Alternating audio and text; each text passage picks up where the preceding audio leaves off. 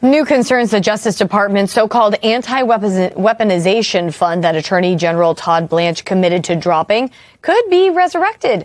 Blanche was confirmed overnight to lead the Justice Department after Republican Senator Bill Cassidy threw in his support, despite expressing serious concerns about Blanche's role in creating the $1.8 billion fund. Critics say Blanche's written assurance is not a legally binding document and does not prevent the administration from bringing the fund back from the dead. Joining me now is New York Congresswoman Grace Meng. She serves on the House Appropriations Committee. Congresswoman, welcome in.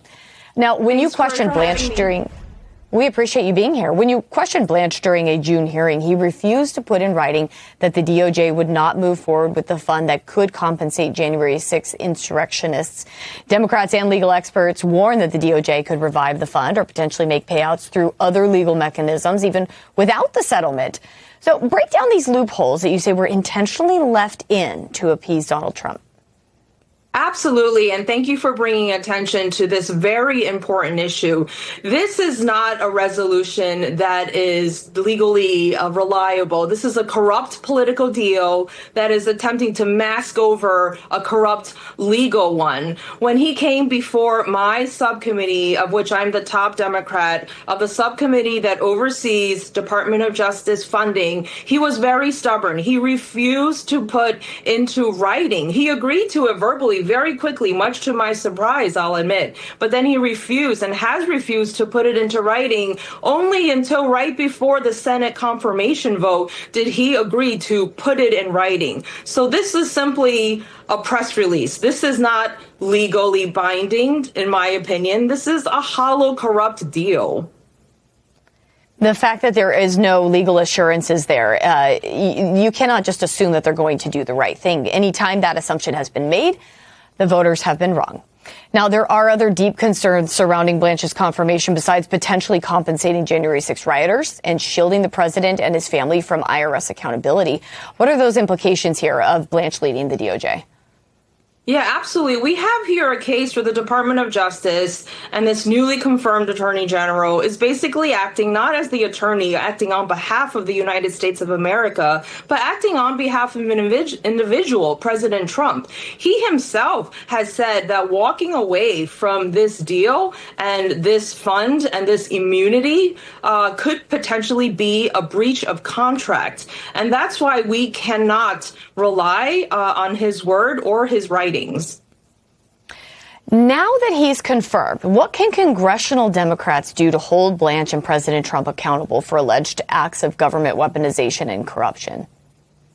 That is the perfect question. We want America to know that the confirmation is not the end, that the fight is not over. It is just beginning. This press release, written or verbal, is not legally binding, especially as a member of the Appropriations Committee in the House, which oversees the Department of Justice funding. We have the ability, right, and obligation to potentially write and attach explicit, written, legally binding language, riders that would prevent the fund from being implemented, whether it looks like a holistic fund or even broken down into smaller individual funds. We want to make sure that we are ensuring that this administration adheres to Article 1 of our Constitution, where Congress gets to decide where money is spent.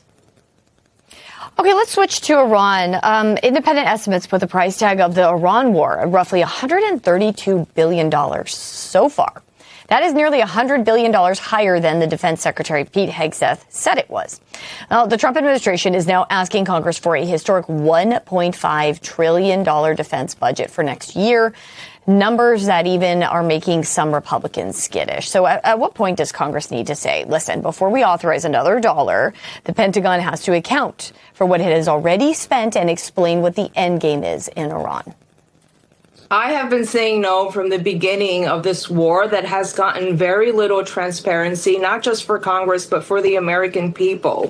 What we are seeing is that we are paying twice. Because of the administration's irresponsible and reckless decisions, Americans are paying twice. One, for the dollars that are being spent. Two, for the military readiness that will not be able to be maintained. But as he is spending recklessly without much explanation, money and costs for our American families are just continuing to go up.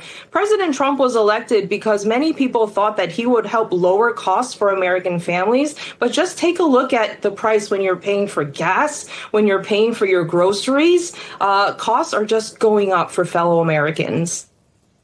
And a pretty big issue happening in your state, or starting to kind of boil over in your state. Immigrant rights activists say there's been an influx of ICE activity across New York. Border Czar Tom Homan has made repeated threats of surging agents in the state. That's in response to a recent law that prohibits local police from cooperating with immigration enforcement.